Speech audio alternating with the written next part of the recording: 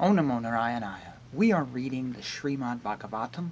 I'm in the first book and on chapter 3. Krishna is the source of all incarnations. Sutta said, in the beginning of the creation, the Lord first expanded himself in the universal form of the Purusha incarnation and manifested all the ingredients for the material creation. And thus, at first, there was the creation of the 16 principles of material action. This was for the purpose of creating the material universes. A part of the Purusha lies down within the water of the universe. From the navel lake of his body sprouts a lotus stem, and from the lotus flower atop the stem, Brahma, the master of all engineers in the universe, becomes manifest.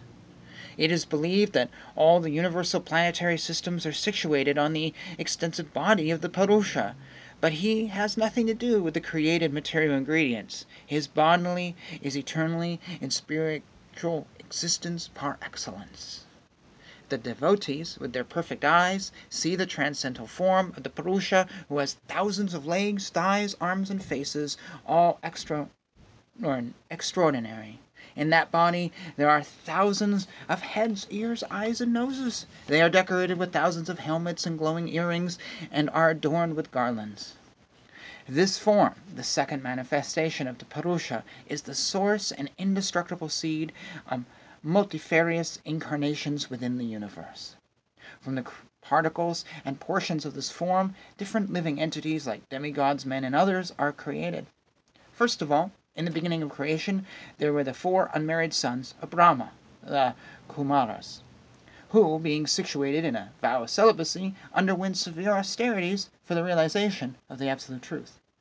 The supreme enjoyer of all sacrifices accepted the incarnation of a boar, the second incarnation, and for the welfare of the earth, he lifted the earth from the nether regions of the universe. In the millennium of the Rishis, Lord Vishnu accepted the third empowered incarnation in the form of Devarshi Narada, who is the great sage among the demigods. He collected expositions of the Vedas, which deal with devotional service and which inspire non-fruitive action.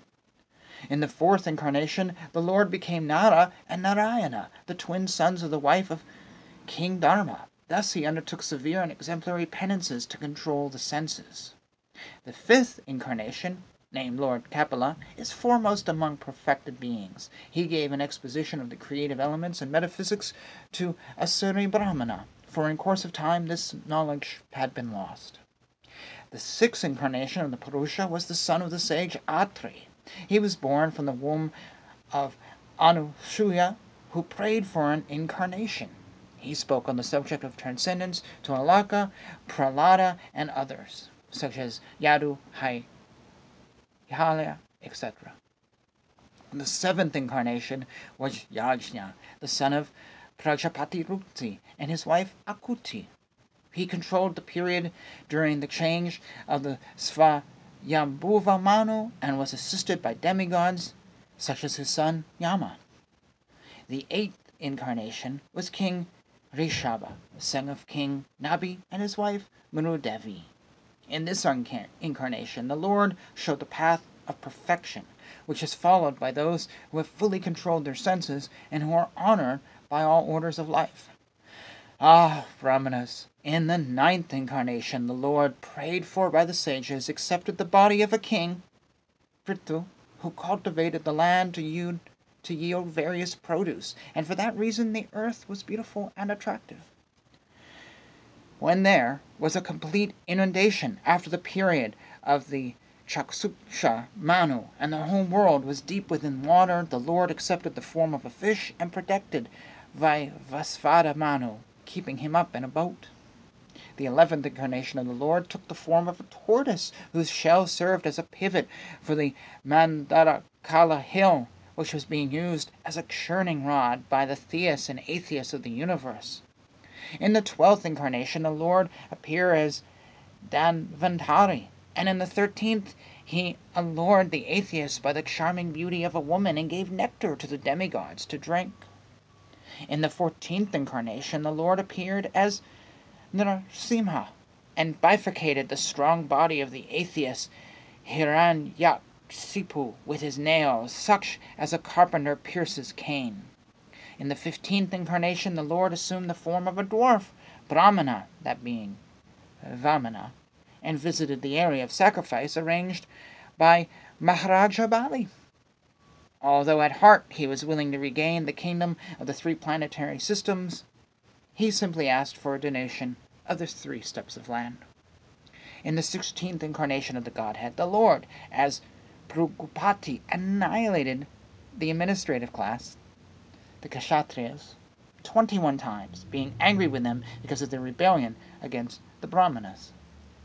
Thereafter, in the 17th incarnation of Godhead, Sri Vasudeva appeared in the womb of Satyavati through Parashara Muni, and he divided the one Veda into several branches and sub-branches, seeing that the people in general were less intelligent. In the 18th incarnation, the Lord appeared as King Rama, in order to perform some pleasing work for the demigods. He exhibited superhuman powers by controlling the Indian Ocean and then killing the atheist king Ravana, who was on the other side of the sea.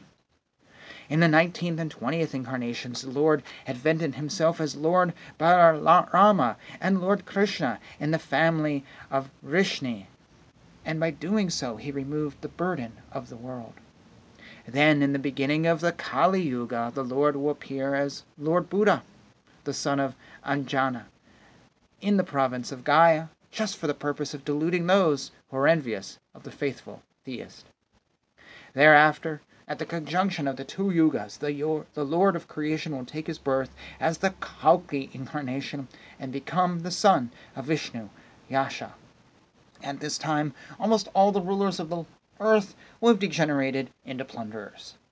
All the rishis, manus, demigods, and descendants of Manu, who are especially powerful, are plenary portions or portions of the plenary portions of the Lord. This also includes the Prajapatis. All of the above-mentioned incarnations are either plenary portions or portions of the plenary portions of the Lord, but Sri Krishna is the original personality of Godhead. All of them appear on planets whenever there is a disturbance created by the atheists. The Lord incarnates to protect the theists. Whoever carefully recites the mysterious appearances of the Lord with devotion in the morning and in the evening gets relief from all miseries of life. The conception of the Virat universal form of the Lord as appearing in the material world is imaginary. It is to enable the less intelligent and neophytes to adjust to the idea of the Lord's having form. But factually, the Lord has no material form. Clouds and dust are carried by the air, but less intelligent persons say that the sky is cloudy and the air is dirty. Similarly, they also implant material bodily concepts in the spirit self.